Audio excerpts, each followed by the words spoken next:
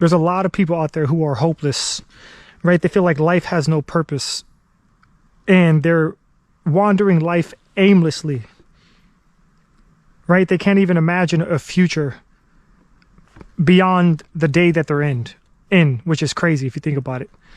But the Lord knows us. He formed us, right? It's like a person who's creating a PlayStation or an Xbox. The sole purpose of creating that particular system, or systems in this case, is to play video games. If you create a car, the purpose is for transportation, right? Or racing, whatever it may be. If you create a heavy bag and put it in a boxing gym, it's to help the fighter develop his power, to work on technique, to imagine another fighter in front of him as he throws his shots and he's catching shots and, being defensive. But the point is to help him become a better fighter, the heavy bag, right?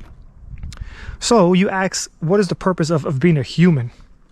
It reminds me of it's a Q&A in the Westminster Catechism, I believe. The first question is, what is man's chief end?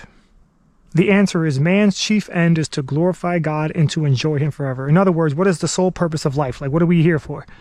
To put it simply, you to enjoy God and to glorify him forever. That's what you were created for. God made you for himself.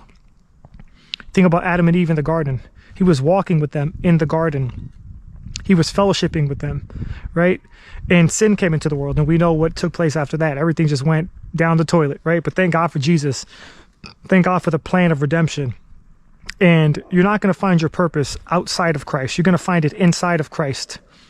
That's where you're going to find real value when it comes to your careers, your finances, your relationships, hobbies. Everything has its proper place, right? So when you seek the Lord, it's a beautiful thing happens, because when you take God and his word serious, everything makes sense. Even the things that don't make sense, they make sense because you know that the Lord has an answer for it, even if you don't.